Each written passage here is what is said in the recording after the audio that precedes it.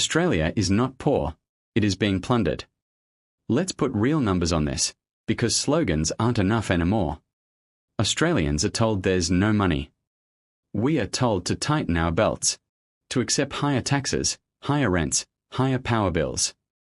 Meanwhile, here's what our federal politicians actually earn. A base-level federal MP or senator earns around $217,000 a year. A minister earns between $260,000 and $300,000 plus. A senior cabinet minister earns over $320,000 a year.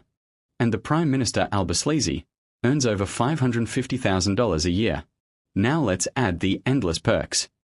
They receive taxpayer-funded staff, office budgets, accommodation and travel allowances including for their families, unlimited subsidized travel, security, superannuation far higher than the average worker receives, even after they have retired. So when you hear $270,000, understand this. They receive hundreds of thousands dollars more. Now let's talk about the part no is saying out loud. The kickback system. Not brown paper bags or movie-style bribes. The legal kind. Corporate donations. Industry lobbying. Board appointments after politics. Consulting contracts. Advisory roles that pay more than most Australians earn in a year. Ministers regulate industries then leave politics and get hired by energy, mining, banking, defence and medical corporations. That's not conspiracy. That's called the revolving door. And while this corporate grubberment protects its own, ordinary Australians are working 2 or 3 jobs, skipping meals, delaying medical care, living in cars, giving up on ever owning a home.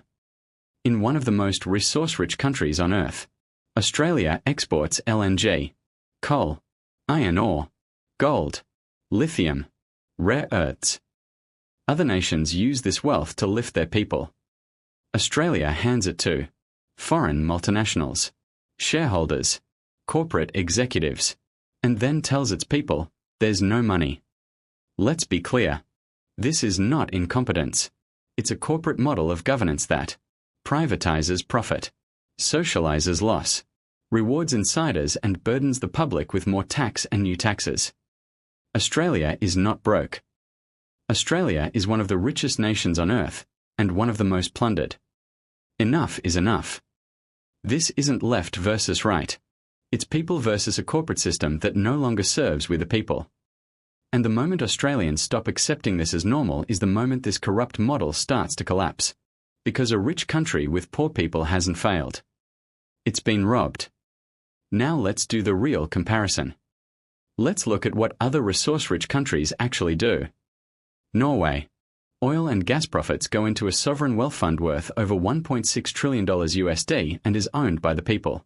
Those fund pays for free healthcare, free university education, strong pensions, national security.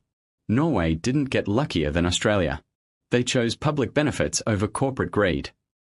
Australia exports similar resources, but instead of a people's fund, profits go offshore.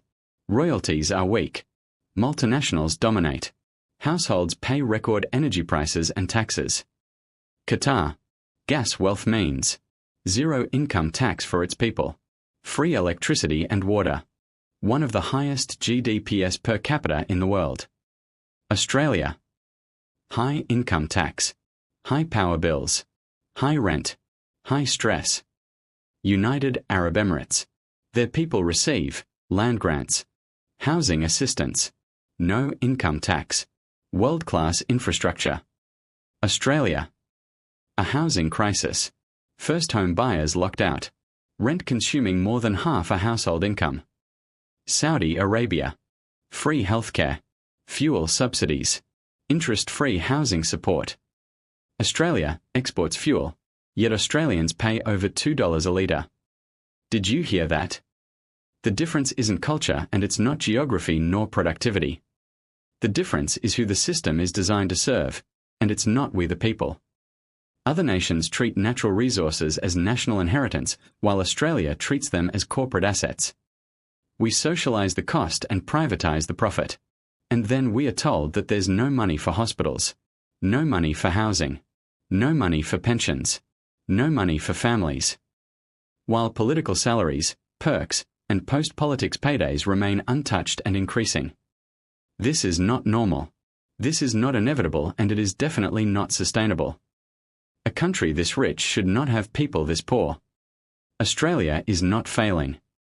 The corporate governance model is.